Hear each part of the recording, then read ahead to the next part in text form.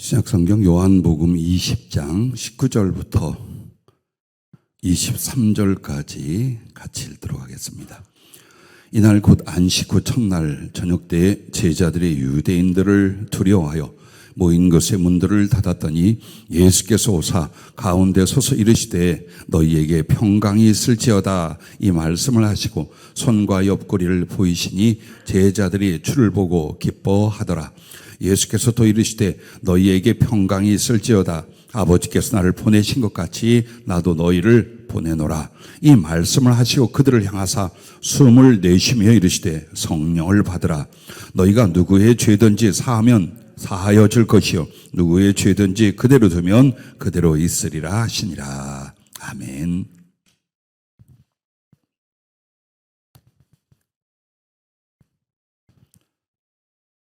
성령으로 사는 법, 성령으로 사는 법이라는 제목으로 오늘 말씀의 은혜를 함께 나누려고 합니다. 부활하신 주님께서 제자들에게 오셨어요. 즉 안식 후 첫날 부활하신 날 저녁이라고 나옵니다. 그런데 이 제자들에게 주님이 오셔서 주님이 제자들 찾아왔을 때에 이 제자들의 상황은 절망과 두려움 속에 피신하여 숨어 있었습니다. 이제 어떻게 될지, 어떻게 살지, 어떻게 죽을지 절망 속에 두려움 속에 있었습니다. 그런데 주님이 오셔서 문을 닫았는데 그냥 통과합니다. 즉 신령한 부활의 몸은 물질로 말미암아 이 물질 세계에 어떤 작용도 소용이 없습니다. 그래서 하늘에 있고 자면 하늘에 있고 땅에 있고 자면 땅에 있고 즉 영적 존재들은 그들의 생각에 따라서 어느 곳에 나타나고 현존할 수가 있습니다. 그래서 제자들에게 들어오셨는데 너희에게 평강이 있을지어다. 이 말은 항상 주님이 하시는 인사 말씀이죠. 그리고서 주님이 자기의 몸에 상흔을 보여주십니다. 그리고 뭘 말씀하냐? 다시 한번 너희에게 평강이 있을지어다. 이렇게 말씀을 하시고 아버지께서 나를 보내신 것처럼 나도 너희를 보내노라. 이렇게 사명에 대해서 말씀하면서 주님 뭔가 동작을 하나 하십니다. 그 동작이 뭐냐면 그들을 향하사 숨을 내쉬며 그냥 이렇게 숨 쉬고 있는 것으로 보았으면 요한이 기록을 안 했겠죠. 그러나 의도적으로 주님이 하셨을 것이라 보여요. 숨을 내쉬며 이르시되 성령을 받으라. 너희가 누구의 죄든지 사하면 사하여 줄 것이요 누구의 죄든지 그대로 두면 그대로 있으리라. 이 죄사함의 문제는 구원의 문제에 대한 이야기를 하셨습니다. 자, 이렇게 말씀하시면서 그들을 만나서 처음으로 주님이 아주 중요한 말씀을 성령을 받으라 라고 하셨어요. 체포되신 날 저녁 만찬을 하신 날도 가르치심 중에 계속해서 보혜사 성령, 진리의 성령이 오실 것을 말씀을 하셨고 그래서 주님의 십자가와 부활의 값, 그 거룩한 은혜의 대가는 여러분이 받은 성령이에요. 실제로 우리가 좌절하고 빈약하고 세상적이고 실패하고 이 모든 것들은 어디서 오느냐? 하나님의 부르심과 은혜와 구원이 빈약해서가 아니라 그 모든 것들을 이루시는 성령님에 대한 충만함을 사모하지 않기 때문에 오는 거예요. 즉 예전에 연약한 인간으로 살면서 영적인 생활도 하고 육신적이고 물질적 생활도 잘해보려고 해요. 그렇기 때문에 이것도 잘 안 되고 저것도 잘 안 되는 갈등과 좌절 혹은 형식적인 신앙으로 낙후되고 맙니다. 오직 하나 부활의 주님이 우리에게 모든 것으로 주신 성령으로 충만할 수 있기를 바랍니다.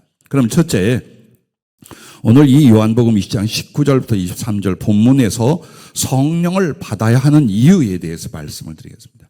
주님께서 행동하시고 말씀하신 내용 중에 왜 우리가 성령이 필요하고 우리는 주신 성령 위에 더욱 충만히 받아야 되는가, 이 부분입니다.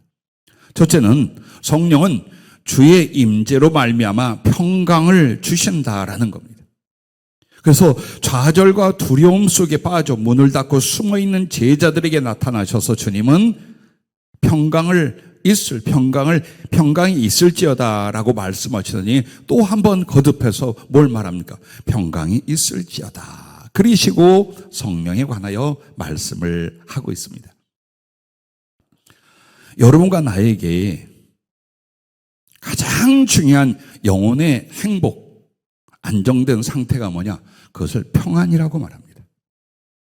즉 죄로 말미암아 고통과 수고, 아픔과 슬픔 속에 죽어 지옥에 던져진 인생에게 영으로 평강, 마음으로 평강, 육신과 그 삶의 평강, 그리고 미래의 영혼의 평강, 이것을 주시고자 하신 것이 우리를 위해서 모든 고난과 슬픔을 직접 당해주신 예수님의 은혜와 뜻이다, 그 말이에요.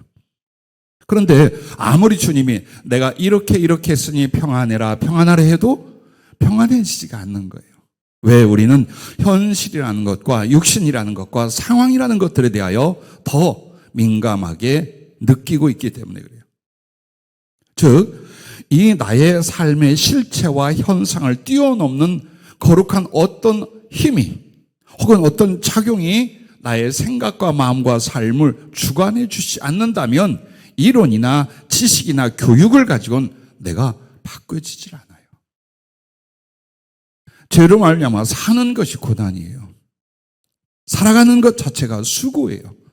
근데 아무리 평안해라 인사로 샬롬 해도 그게 될 수가 없어요. 그래서 주님이 당신의 존재요, 당신의 영이요, 당신의 모든 것 대신 성령을 사람에게, 육신을 가진 사람에게 부어주시기 위하여 십자가를 지셨고 부활을 하셨다는 사실입니다. 그러면 우리가 근본적인 문제가 해결이 안 되면 평안이 없어요. 잠깐 편안한 줄 알았다가 다시 생각만 해도 두렵고 괴롭고 답답하고 힘들어. 그래서 여러분과 나에게 궁극적으로 해결되어야 될 평강, 그래서 올 수 있는 평안이 뭐냐? 죽어도 사는 것이요.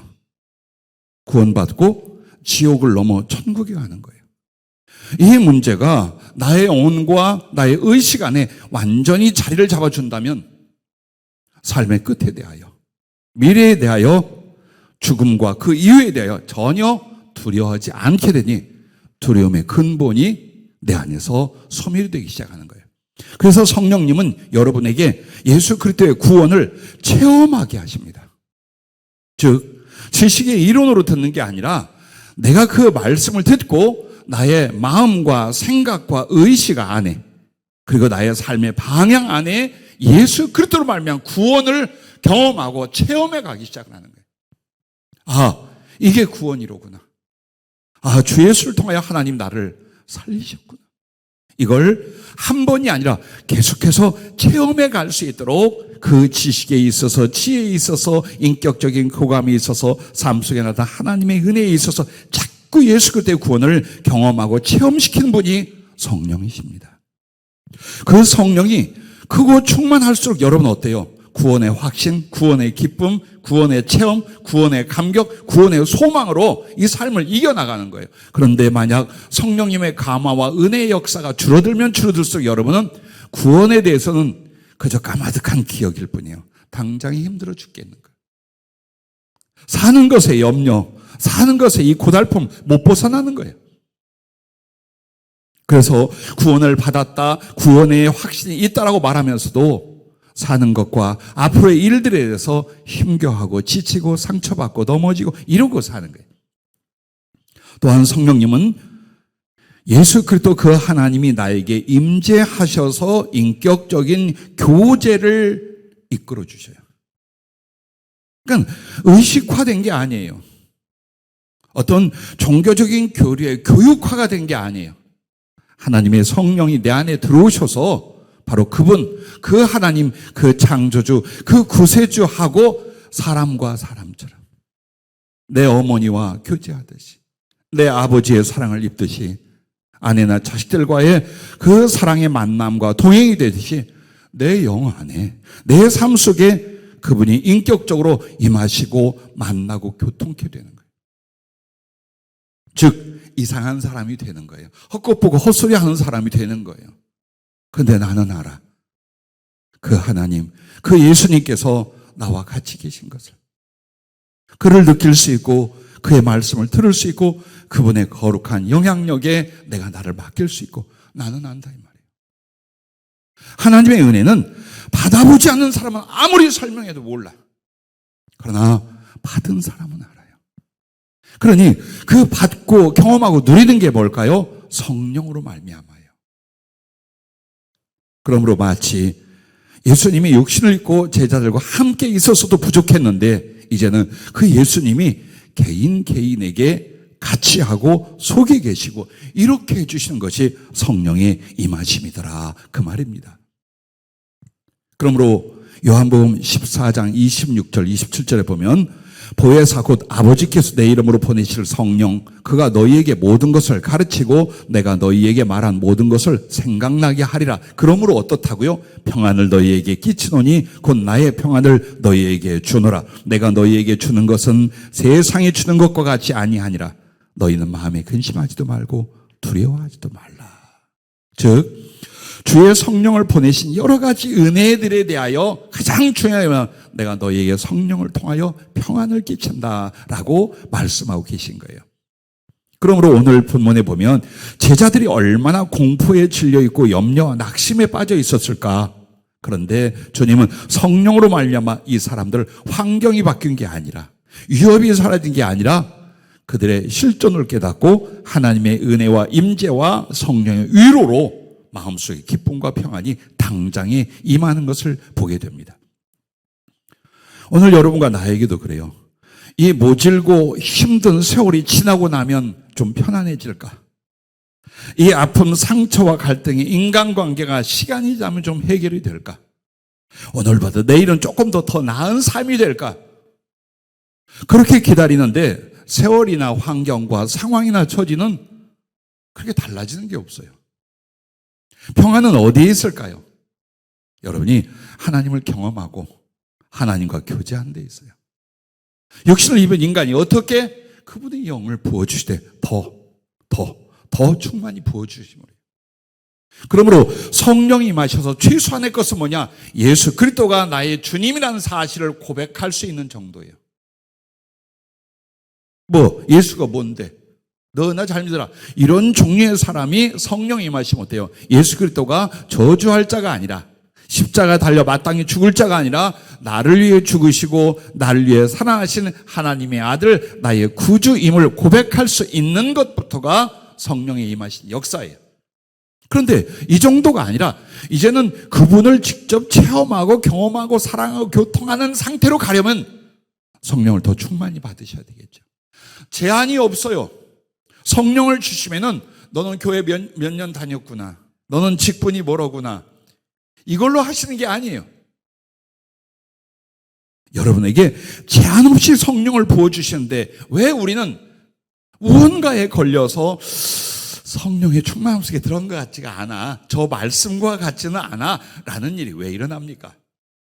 성령 충만할 수 있기를 바랍니다. 자, 또한 주님의 성령을 받아야 될 이유 두 번째는 성령은 부활을 주신다는 거예요. 부활을. 오늘 주님이 살아나신 그 부활의 몸을 직접 만져보게 하면서 크게들 기뻐합니다. 정말 맞아. 엊그제 죽은 주님이야. 엊그제 주님이 이 손과 발에 대못이 박혔고 옆구리가 창으로 찔린 걸 우리가 봤잖아. 근데 살아나셨어. 그런데 여러분, 이 주님의 부활에 관해서 뭐라고 말씀하느냐? 로마서 8장 12절에 보면 예수를 죽은 자 가운데서 살리신 이의 영이, 즉 하나님의 영이 살렸다는 거예요. 너희 안에 거하시면 그리스도 예수를 죽은 자 가운데서 살리시니까 너희 안에 거하시는 그의 영으로 말미암아 너희 죽을 몸도 살리시리라. 더 쉽고 간단하게 말하면 성령이 주님을 부활시켰는데 그 성령을 너희 안에 주었지 않았느냐. 그런데 그 성령이 너희 죽을 몸도 부활을 시키는 주체이시다. 할렐루야.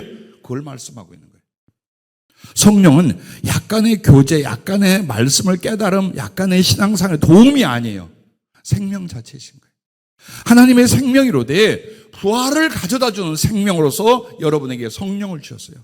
그러므로 성령은 구원과 천국과 부활의 보증이신 거예요.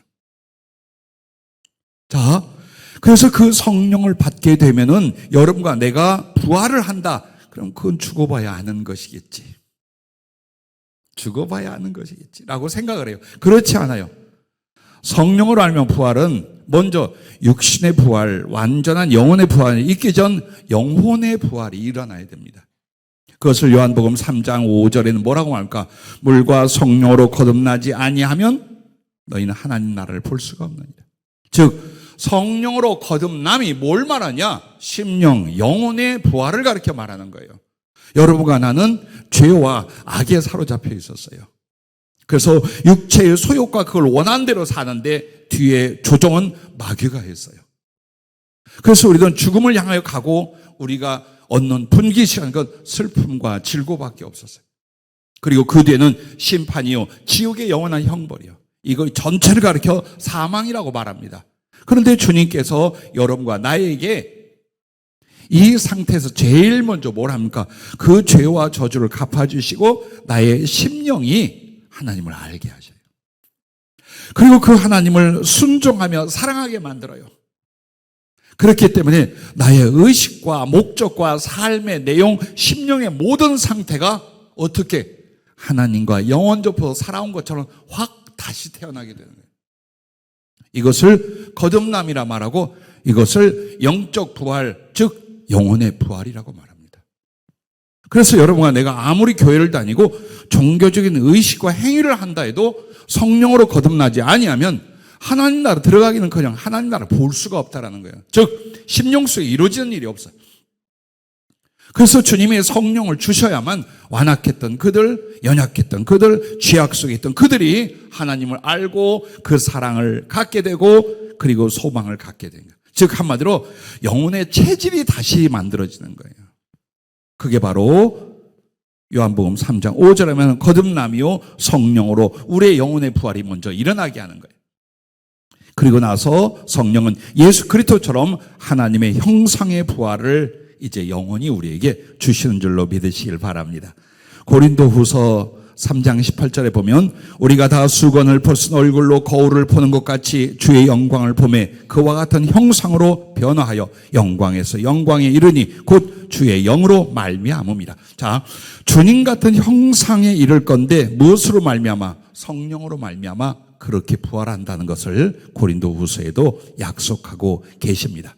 그러므로 성령을 받지 못하면 구원이 없어요. 영혼의 부활이 없고 영원한 부활이 없다는 말은 그냥 자기의 죄를 짊어지고 죽음에 이르게 된다는 뜻이에요. 그래서 두 번째는 성령은 부활을 주신다. 세 번째는 성령은 복음 전파의 사명과 권능을 주신다라는 것입니다. 자, 21절 말씀에 보면은 이렇게 말합니다. 아버지께서 나를 보내신 것 같이 나도 너희를 보내노라. 그리고 성령을 주셔요. 자, 이제 이들에게 보낸다라는 것은 영혼을 구원하고 하나님의 거룩한 복음을 전하고 알리게 하러 사명을 받고 떠나가게 만든다는 거예요. 주님이 세상에 사명자로 오신 것처럼. 그처럼 그런데 그렇게 복음을 받고 예수 그리스도의 이름으로 나아가는 사명자가 되려면 성령을 받아야 된다는 거예요. 왜 우리는 그저 육신과 물질의 삶 속에 묶여서 10년, 20년을 만난 사람들을 구원하지 못할까요? 왜 우리는 기쁨으로, 능력으로 많은 영혼들에게 복음을 전하며 그들에게 하나님의 은혜의 영향을 끼치지 못할까요? 성령님의 은혜, 성령님께 순종, 이 부분이 안 돼서 그래요. 인격이거나 지식이거나 기능이거나 물질 문제가 아니에요. 내가 성령께 잡히지 않으면 첫째로는 마음이 없어요. 영혼에 대한 긍휼이 없고 복음에 대한 절대적인 믿음이 없어요. 그래서 사람들을 전도하고 예수 믿게 만들려고 하는 데 대하여 열정이 없어요. 이것이 성령의 은혜가 부족하면 이 현상이 와요. 아니, 이 병이 와요. 자기는 구원을 찬양하고 노래하면서 다른 사람을 지옥에서 건지려는 예수님의 그 소원과 마음이 내가 감화가 안 와. 나 먹고 사는 것도 힘들어 죽겠어요. 내 몸과 마음 하나 감당해도 어려워 죽겠어 지금. 아니 예수 믿는데 왜 이 지경이 됐을까? 왜 이 지경이 됐을까? 자동차가 아무리 화려하고 멋지고 값비싼 거라도 기름 떨어지면 안 움직여요. 그처럼 하나님의 성령의 은혜와 감화가 식어지면 그 사람은 옛사람이요 옛사람보다 형편은 몰골로 돌아가는 것이 크리스찬들의 모습이에요. 23절 말씀에도 너희가 누구의 죄든지 사하면 우리가 어찌 남의 죄를 사하겠습니까? 그러나 이것은 복음을 전하여 예수 그리스도의 그 구원의 공로를 적용함으로 말미암아 그들이 죄를 회개하고 구원을 받게 하는 그 일에 대해서 말하는 거예요. 그걸 우리가 할 수 있다는 거예요. 우리가. 하나님이 직접 나타나서가 아니라 나를 통하여, 우리를 통하여 죄를 사하고 그 영혼을 살릴 수 있는 것이다. 그걸 위하여 성령을 주시고 우리를 보낸다라고 말씀을 하고 있는 것입니다. 진정으로 예루살렘과 온 유다와 사마리아 땅끝까지 이르러 주님의 증인이 되라는 말씀 앞에 뭐가 선임되어 있습니까? 오직 성령이 임하시면 너희가 권능을 받고, 이 말이에요. 성령이 임하시면 반드시 이 사람은 육신적이고 물질적으로 살다 죽는 것이 아니라 복음을 전하는 그리스도의 증인, 그의 가슴과 그의 삶과 그의 수고로 말미암아 예수 그리스도와 하나님의 나라를 증거하는 삶을 살게 된다는 것입니다. 그러므로 기억해야 합니다. 이렇게 복음을 전하고자 하는 강렬한 마음의 열정이 어디서 일어났냐? 성령은 주님의 소원과 사랑을 부어주시기 때문에. 하나님의 성령이 임하시면 내 안에 로마서 5장 5절 말씀처럼 하나님의 사랑을 내 마음에 부음받았다. 막 넘치도록 부어주시다. 미칠 것 같은 거예요. 아니 이렇게도 사랑하셨습니까? 이렇게까지 사랑하셨습니까? 이것도 주님의 은혜였습니다. 내가 산 모든 것이 주님의 사랑. 이걸 깨닫기 시작하면 만드는 것이 성령님이신 거예요. 그래서 그 마음속에 어떤 마음이 일어나요? 빌립보서 2장 13절처럼 너희 안에서 행하시는 이는 하나님이시니 자기의 기쁘신 뜻을 위하여 너희에게 소원을 두고 행하시느니라. 자, 내게 사랑을 부어주신 주님이 내 안에 소원을 일으켜요. 그 소원이 뭐겠어요? 나도 주님 그렇게 사랑할 거예요. 주님이 나를 이렇게 사랑한 것처럼 나도 내 육신과 내 삶을 가지고 주님을 이렇게 사랑해요. 무엇이에요, 주님? 주님이 기뻐할 게 무엇입니까? 주님의 아픔과 소원이 무엇입니까? 내가 그것을 이루어드리러 나의 목숨과 존재를 바치고 떠나가겠습니다. 약간의 감정이나 은혜 받은 흥분 따위가 아니에요. 근본 자기중심이 바뀌는 거예요. 주님을 사랑한다는 게 약간의 기분과 감정이 아니라 인생을 결정하는 거예요. 그런데 아무리 들어도 아무리 깨달아도 주님이 이 세상에 오신 이유가 나와 같은 죄인들, 그의 백성과 자녀들을 구원하는 일이 있어요. 그러므로 내가 주님을 사랑하는 방법이 가슴으로 당신을 기뻐하고 세상에선 사람들을 살려내는 그 일이라. 이게 예수님의 소원이요. 예수님을 사랑하는 방법이더라 그 말이에요. 이걸 누가 주관해요? 설교로 가르치는 게 아니라 성령이 여러분의 마음을 주관해야 돼요. 이 설교 조금 있다가 다 까먹을 거잖아요. 싹 잊어버려요. 누가 그 얘기를 해. 목사님 설교를 3번 들었더니 첫 번째 들을 때 못 들은 걸 두 번째 찾고 두 번째 들을 때 못 들은 걸 세 번째는 이렇게 발견했습니다. 몸무게가 작았으면 내가 업고 한참을 걸어줬을 거예요. 사실 전해지는 설교도 그래요. 성경도 수십 년을 계속 봐야 되는 것처럼 설교 말씀도 솔직히 말하면 그냥 말이 아니란 거 아실 거예요. 한 번만 더 주의 깊게 생각해 본다면 여러분의 마음과 여러분의 삶에 어떤 일이 일어나는가. 오늘은 이 말씀부터 성령이 부어줄 줄로 믿습니다. 그래서 부디 성령을 받아야 되는 이유, 성령을 삼아야 되는 이유가 내 힘으로 안 돼. 내 의지대로 안 돼. 그러나 성령님 내게 그때의 사랑을 깨닫게 하고 부어줄 뿐만 아니라 내 안에 예수님의 그 소원을 함께 공유하여 우리가 주님과 복음을 위하여 자기를 드리려 만들게 되더라. 할렐루야. 그것입니다. 그래서 이렇게 주님의 사랑이 부어지고 주님의 소원을 품은 사람에게 주님은 뭘? 복음을 위한 지혜와 권능을 주시는 거예요. 그게 사도행전 1장 8절. 그냥 성령이 임했더니 와 갑자기 예수님에 살고 복음에 살고 이게 아니에요. 이미 성령을 통해 뭐가 와 있는 거예요? 예수님의 사랑. 나 주님을 위한 사랑의 소원. 이게 이루어 있는 거예요. 그리고 나서 깨달은 게 이 복음을 전하자. 뭘로 전해 그런데? 그때 하나님께 구하니 지혜를 주고 권능을 주기 시작하는 거예요. 자, 이 세 가지를 말씀을 주님이 하시면서 오늘 복음서에 나오는 제자들의 모습을 보세요. 그리고 사도행전에 나오는 그 제자들, 사도들의 변화와 열매를 보세요. 달라진 건 아무것도 없어. 오히려 예수님이 떠나간 것밖에 없어요. 단 하나, 성령이 임하셨어요. 복음서에서 주님의 제자들이 부름받고 주님이 십자가 죽으실 때까지 그들은 어떤 사람으로 비춰져요? 비겁한 사람. 우리와 똑같이 육체를 걱정하고 목숨을 구걸하고 삶의 염려를 가지고 인간의 영광과 권세를 탐하고 이 모습이 그냥 나와요. 예수님하고 같이 있는데도 나와. 그런데 그 예수님이 승천하신 뒤에 없는데도 이들은 어때요? 거룩하며 능력이 있으며 복음과 주님의 이름을 위하여 목숨같이 바치는 놀라운 슈퍼맨 같은 사람들이에요. 그런데 딱 하나, 성령을 충만히 받더라. 이거밖에 없어요. 인격의 교육이라든지 어느 시스템이라든지 후원이라든지 이런 게 만들어진 게 아니라 성령을 그저 주님을 알아볼 만큼 받았던 사람들이 충만하게 받게 되었더라. 이 변화예요. 그러면 나는, 이제 여러분과 나는요. 지금 우리가 수십 년 신앙생활을 했어요. 그런데 만족하시나요?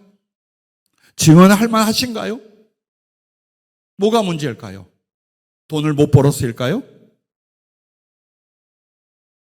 우리에게 어떤 세상적인 제도와 힘이 없어서일까요? 아니에요. 성령님의 문제예요. 나에게 내가 말이라면 고삐가 있어야 되고 안장이 있어야 돼요. 그래야 주님이 타고 몰고 간다 이 말이에요. 그런데 그 고삐와 안장 역할을 성령이 하시는 거예요. 나는 길거리에서 광야에서 풀 뜯어먹고 지멋대로 사는 그런 야생말, 야생동물과 같다는 거예요.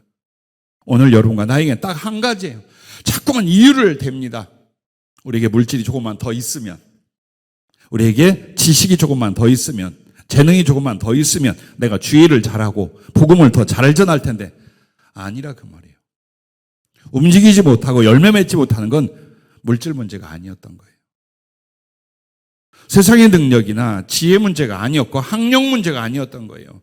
그것은 오직 성령께 잡혀가는, 아니면 성령과 자꾸 상관없는 바로 이런 것들이었다는 걸 우리가 인정을 해야 됩니다. 그리고 정말 내 인생 마지막에 이런 변화를 가자. 복음서의 제자들이 사도행전의 사도들처럼 나도 한번 그렇게 되자라는 갈망과 소원, 그리고 내 존재를 던지면서까지 성령을 사모하는 도전이 일어날 수 있기를 주의 이름으로 축복합니다. 자, 큰 두 번째 마지막으로, 그러면 성령은 어떻게 받는가입니다. 너무나 많이 설교를 듣고 공부를 했기 때문에 다 알고 있지요. 그러나 자세히 주의하여 마음에 둘 수 있기를 바랍니다. 자, 첫째는 진리와 의에 대하여 줄이고 목말라야 합니다. 즉 여러분과 나는 인간적인 애정에 대하여, 조금 더 나은 생활과 물질에 대하여, 혹은 나의 취미나 오락이나 쾌락을 위하여 줄이고 목말라 살고 있어요. 조금 더 구상한 건 우리 자식들이 잘 되는 것에 대하여 또 목말라 있어요. 그래가지고는 하나님과 진리와 그분의 임하심과 역사에 대한 목마름과 줄임은 죽었다 깨도 안 일어나요. 왜? 내가 세상에 배부르고 육신에 저기 목말라 있는데 어떻게 그 반대 대신 거룩한 하나님과 그의 관계된 것에 목마르고 줄임이 일어나겠어요? 성령은 돈과 같이 세상의 권력과 같이 임하는 게 아니에요. 오히려 거꾸로 임해요.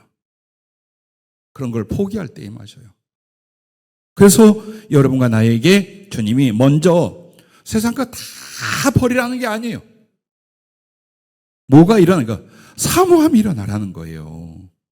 그런데 구체적으로 예수님에 대하여라고 표현하고 성령에 대하여 표현 안 하고 진리와 의에 대하여라고 말했어요. 그것은 성령을 사모할 때 목적을 모르고 사모하는 경우들이 있어요. 제일 무서운 게 그거예요. 성령을 그렇게 사모하면 40을 금식을요 7번 하는 사람도 봤어요. 목사님 중에 2번, 3번은요 뭐 보통대로 하셔요. 그 금식은 내가 어디가 자랑을 못해요. 그런데 성령 충만은 안 해요. 분명히 얼마나 미치도록 목숨을 걸고 기도했겠어요. 근데 왜 성령 충만에 이르지 못하느냐? 성령이라는 단어, 성령이라는 권능에 두지 말고 진리와 의에 대해서 목마르라는 거예요. 그러면 구체적으로 여러분과 나에게 진리를 뭘 말합니까? 하나님을 아는 지혜예요. 하나님과 그의 말씀과 모든 게 진리라고 하지만 구체적으로 진리라 말 때는 하나님을 아는 지혜, 그래서 그것이 우리에게 어떻게 옵니까?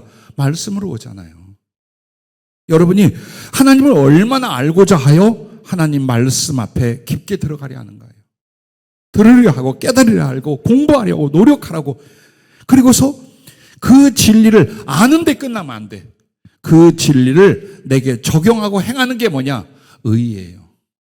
즉 여러분에게 의라는 건 하나님이 믿음으로 주신 의와 성령이 임하여 여러분 안에 성품과 예수 그리스도를 닮아가는 하나님을 경외하는 의가 있어요. 즉 여러분이 나의 인격과 삶으로 정말 예수님을 사랑하고 하나님을 경외하려는 게 의예요. 이것에 얼마나 목마른가요. 내가 저 주님의 말씀과 그분을 아는 것과 당신을 경외하는 데 대하여 얼마나 목마르고 주려 있는가요. 그 사람에게 배부르게 하시는, 시원케 하시는 건 뭐냐? 성령을 주심으로 해요.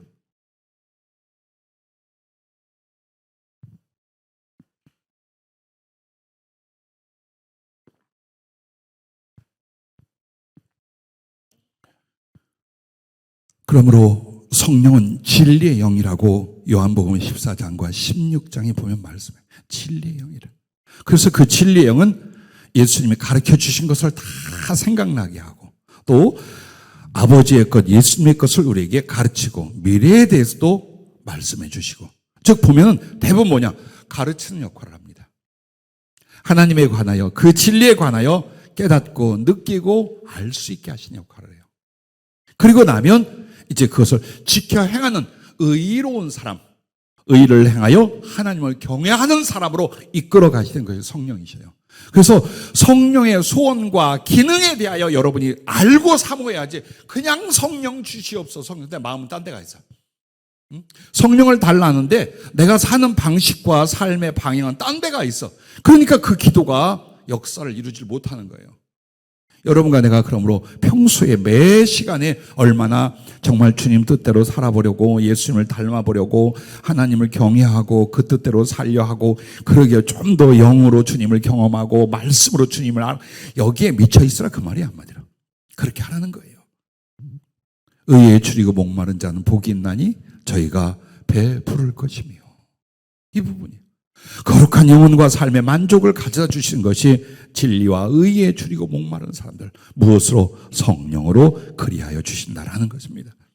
그래서 여러분과 나에게 성령을 주셨건만 이런 일을, 성령을 근심시키고 성령을 소멸하는 일이 그리스도인들에게 일어나요.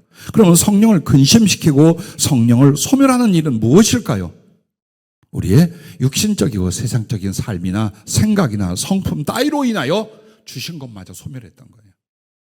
그래서 이제 역으로 하나님을 아는 것과 그분을 닮아감으로 그분을 섬기는 일에 정말 이 마음의 갈망과 소원이 일어나면서, 근데 주님, 나는 죄덩어리예요. 난 육신적인 소욕과 습관에 벗어나지 못해. 그래, 그게 너무나 괴롭고 아파요. 그러므로 성령이 아니시면 내가 하나님을 아는 것과 사랑하는 것과 그 뜻대로 그리스도를 닮아가는 것 불가능합니다. 이 좌절과 이 갈망이 한꺼번에 일어나야 되는 거예요. 그래서 여러분이 주야로 기도하고 매달리면서 성령 앞에 나갈 때 성령은 어떻게?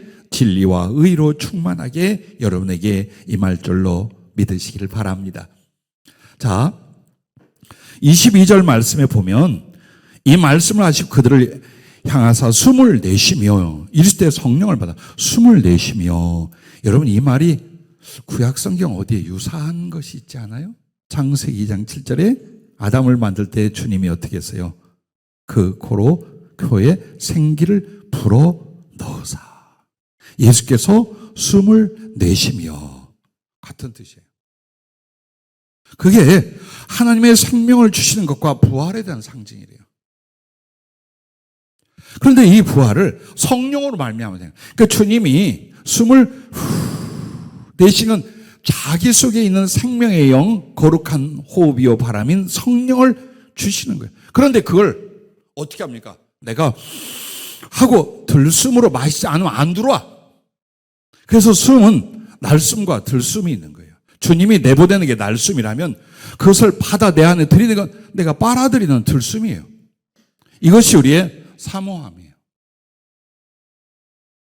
인간적인 행복한 가정을 이루는 것에 대하여, 자녀들이 잘 되는 일에 대하여, 돈을 좀 더 버는 것에 대하여, 좀 육체가 안 아픈 것에 대하여 얼마나 우리 안에 사모함이 있습니까? 그것을 난 그것보다 더 하라고 말하지 않아요. 그것만큼만 성령을 사모해 보세요. 어떤 일이 벌어나는가. 그것만큼만 진리와 의에 대해서 목마름을 가져보세요. 어떤 일이요, 어떤 은혜가 벌어지는가를 여러분이 스스로 간증할 거예요. 근데 돌이켜보면 그래, 며칠 기도 좀 했어요. 하루에 뭐 1시간씩 기도했어. 근데 한번 마음과 삶을 봐봐요. 정말 사모함이었던가? 내가 목마르고 주려있는 상태였던가? 아니면 아쉬워서 조금씩 한 번씩 이렇게 기도하고 있는 것이었던가? 그걸 보세요. 제발 이 부분을 넘어가지 못하면 지금 이대로예요. 지금 이대로 계속 가는 거. 언제까지? 죽는 날까지. 계속 그렇게 갑니다. 그래서 도전하라. 자기를 한번 던져봐라. 정말 나도 진리와 의에 대해서 줄이고 목마른 상태로 성령 앞에 사모하고 갈망하리라. 요한복음 7장 37절부터 그렇잖아요. 누구든지 목마르건 내게 와서 마시라. 그 뱃속에서 생수의 강이 흘러넘치라. 이는 받을 성령을 가리켜 말씀합니다. 오직 하나예요. 목마르고 주려해서 사모하고 갈망하는 바로 이 기도와 소원, 여기에 달려있다는 거예요.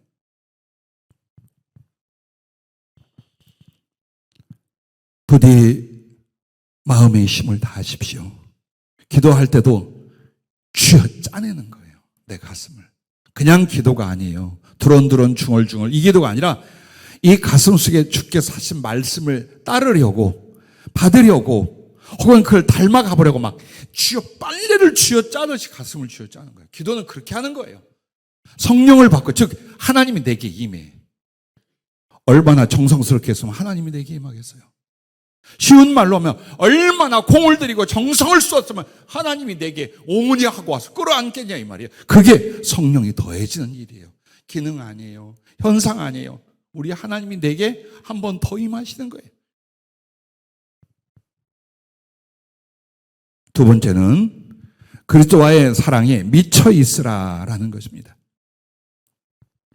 자, 주님 사랑에 미쳐 있으라. 그건 주님 사랑을 알고 경험하는 것과 나도 이 주님을 사랑하여야 발을 동동거리고 삶을 사는 거야, 한마디로. 미쳐 있는 거야, 한마디로. 조금이라도 더 느끼려, 조금이라도 더 이루려, 조금이라도 더 드리려, 조금이라도 좀 그렇게 만들어지려. 막 이게 미치는 거예요. 올라와야 되는 거예요. 무엇에 비유할 수 맨날 여러분 연애했던 거, 자식이 있던 그거밖에 말할 게 없어요. 사람과도 어떤 사랑을 나눠봤어요. 얼마나 애절하며, 얼마나 간절하며, 얼마나 희생적이었어요. 주님하고 나 사이에서 그런 일이 일어날 수 있도록 여러분이 그 주님과의 사랑에 미쳐 있으라라고 말씀을 하는 거예요. 그러면 어떻게 해야 미칠 수 있을까요? 여러분과 내가 잘 아는 말씀 중에 예배소 3장 14절부터 21절에 보면 예배소 교회를 향하여 바울이 기도하는 것이 나와요. 기도문이에요. 근데 이 기도문이 곧 뭐냐? 성령 충만한 상태에 이르는 걸 가르쳐 말해요. 자, 예배소 3장 14절부터 21절을 여러분에게 소개해드리면 이와 같습니다. 이러므로 내가 하늘과 땅에 있는 각 족속에 이름을 주신 아버지 앞에 무릎을 꿇고 비노니, 자, 기도한다 이 말이에요. 그럼 뭘 구하느냐? 그의 영광의 풍성을 따라 그의 성령으로 말미암아 너희 속사람을 능력으로 강건하게 하시오며 믿음으로 말미암아 그리스도께서 너희 마음에 계시게 하시옵고 너희가 사랑 가운데서 뿌리가 박히고 터가 굳어져서 능히 모든 성도와 함께 지식에 넘치는 그리스도의 사랑을 알고 그 너비와 길이와 높이와 깊이가 어떠함을 깨달아 하나님의 모든 충만하신 것으로 너희에게 충만하게 하시기를 구하노라. 우리 가운데서 역사하시는 능력대로 우리가 구하거나 생각하는 모든 것에 더 넘치도록 능히 하실 이에게 교회 안에서와 그리스도 예수 안에서 영광이 대대로 영원 무궁하기를 원하노라. 아멘. 이렇게 말씀합니다.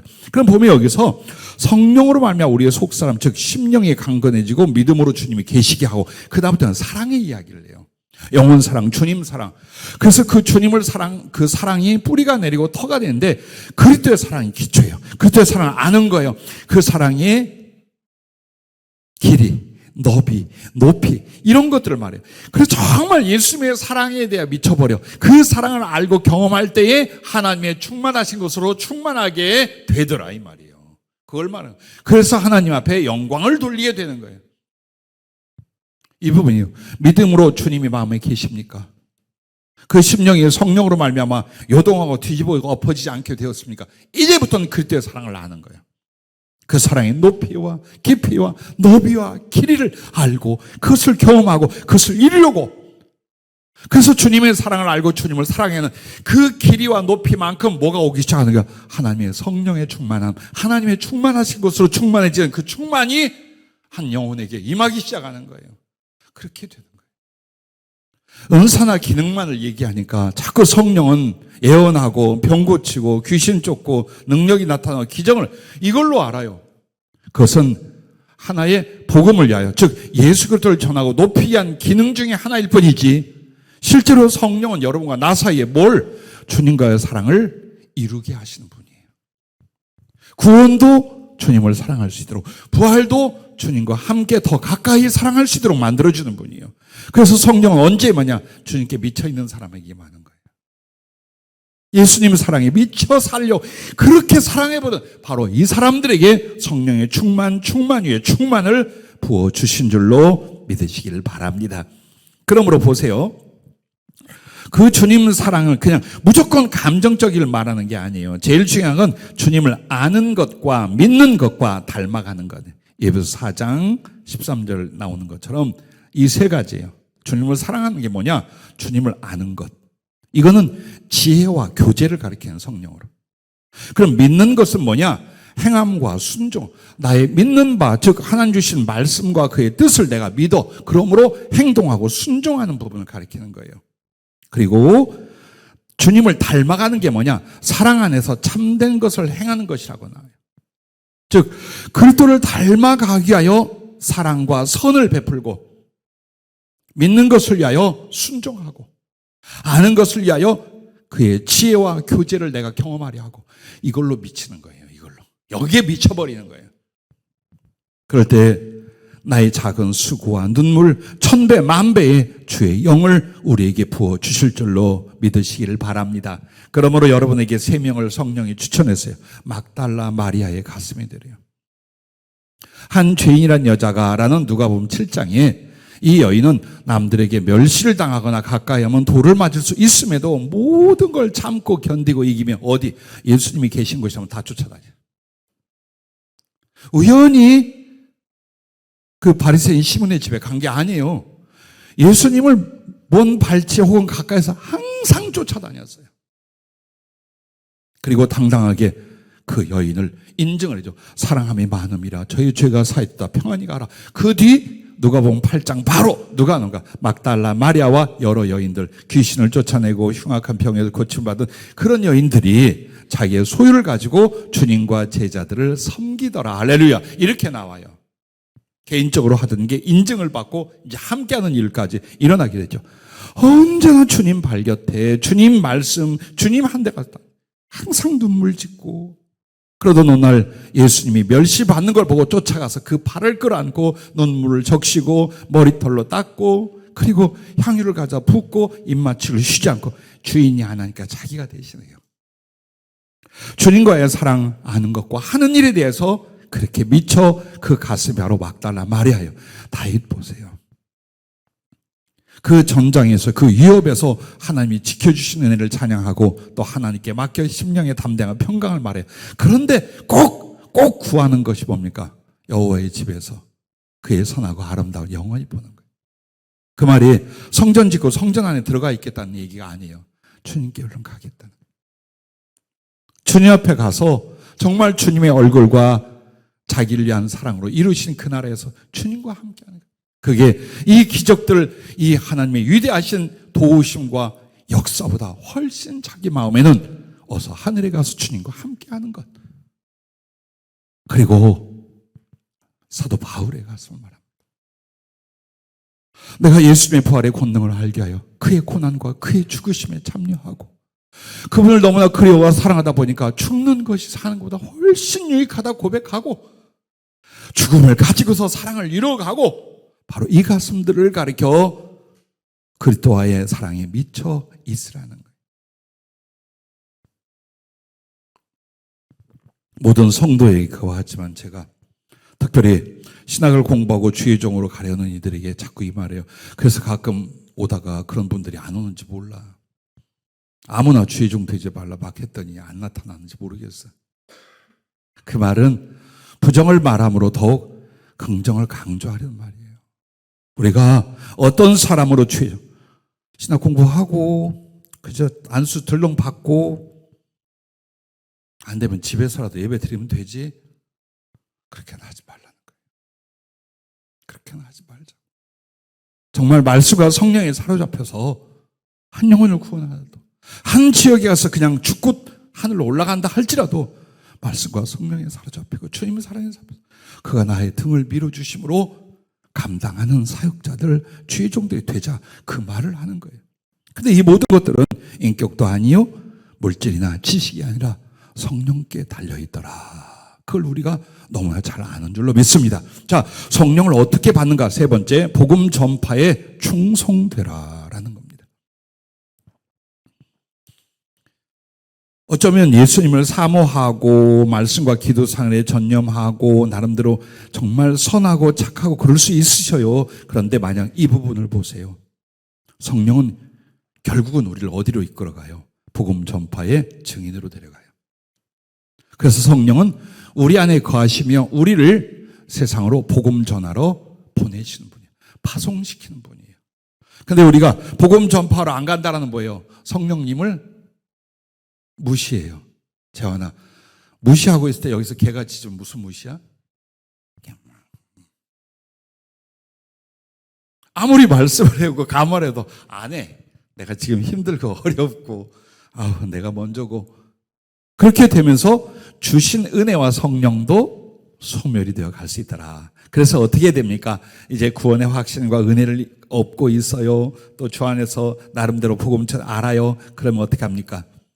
제일 중요한 게 복음을 사랑하라라고 하죠. 복음을 사랑하라. 복음이 무엇입니까? 주님이 우리를 구원하신 그 모든 일들과 그 말씀들이에요. 그걸 사랑하는 거예요. 그래서 여러분이 그 복음에 관한 말씀만으로도 가슴이 행복하고 뜨거워지고 그리고서 그 말씀을 내 안에 이루며 남에게 전하려 하는 거예요. 제일 중요한 건 그 복음을 지혜와 깨달음으로 내 안에 갖는 거예요. 그리고 내 마음과 삶에 이루는 것이요. 그 다음에 남에게 전하고 증거하는 것입니다. 여기에 모든 걸 다 하는 게 바로 복음을 사랑하는 것이랍니다. 자, 이렇게 아직 우리의 위치와 환경과 힘 때문에 적은 일에 충성하고 있다고 합시다. 만약 여러분이 적은 일로 끝날 사람이면 이게 없어요. 적은 일에 수건이 있는데 큰 꿈이 없습니다. 이 사람은 나중에 성령에 잡혀 큰 일을 못합니다. 왜?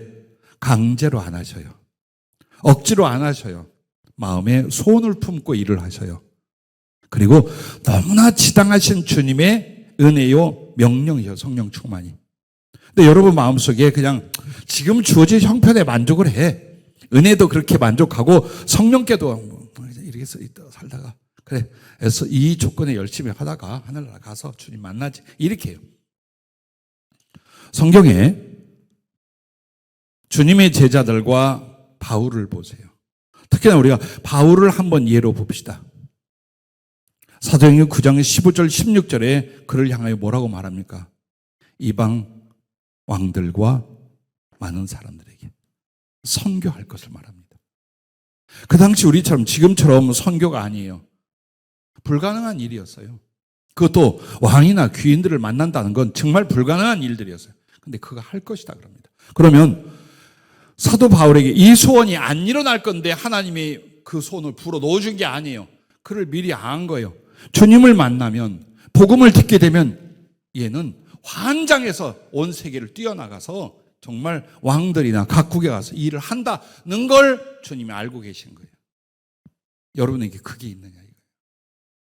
오늘에 만족하거나 지금의 약간의 가난, 고난 등등을 좀 바꿔지는 신앙생활 이런 생활에 만족해 하느냐 아니면 하나님을 향하여 원대하고 큰 교만 아니에요. 욕심 아니에요. 지금 여러분이 성령으로 말미암아 영혼들을 돕고 구원하고자 교회를 섬기고 복음을 전하고 정말 하고 있어요. 애써.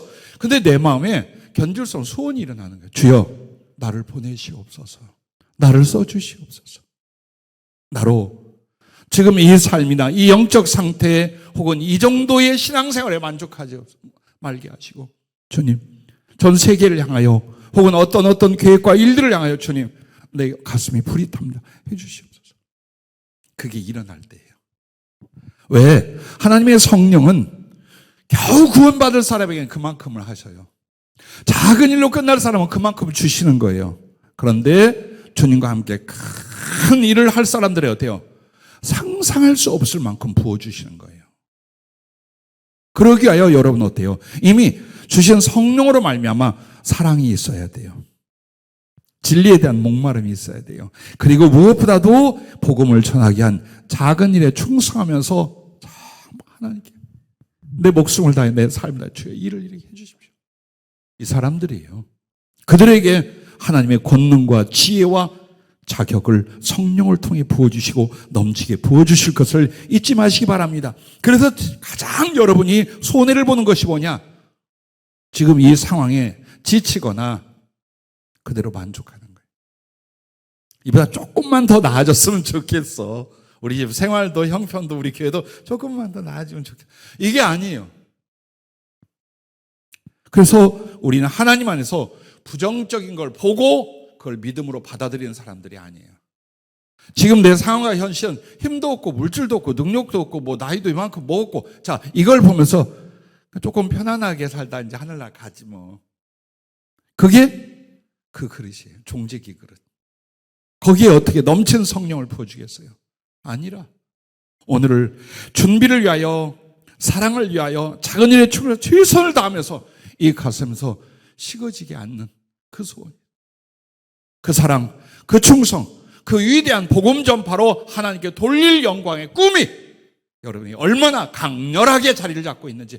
그래서 기도가 멈춰지지 않아. 그래서 내 삶의 방향이 바뀌질 않아. 이 상태에 성령 충만이 임할 줄로 믿으시기를 바랍니다. 주님이 항상 이렇게 하신대요. 먼저 작은 일에 충성을 보고 그 다음에 여러분의 꿈을 평가를 하신답니다. 그리고 나서야 큰 것을 맡기시고 그것을 이루시기 위하여 성령을 부어주신답니다. 이 과정이 있어요. 그래서 성령이 아니시면 여러분과 나는 더 나은 하나님께 대한 충성과 쓰임은 없다라는 거예요. 그게 물질로도 마찬가지예요. 우리가 항상 이것을 목회자, 선교사들의 이야기로, 모든 크리스찬의 이야기예요. 거기에 비례로 성령을 주시게 되어 있어요. 그래서 사람들을 보면 성전을 짓는 사람들에게는 어떤 지혜를 줬어요? 성전을 지을 수 있는 지혜를 줘서 모세를 통하여 혹은 다윗을 통하여 성전에 식양을 줬을 때 그들이 다 만들어내요. 그거 성령이 하신 지혜예요, 능력이에요.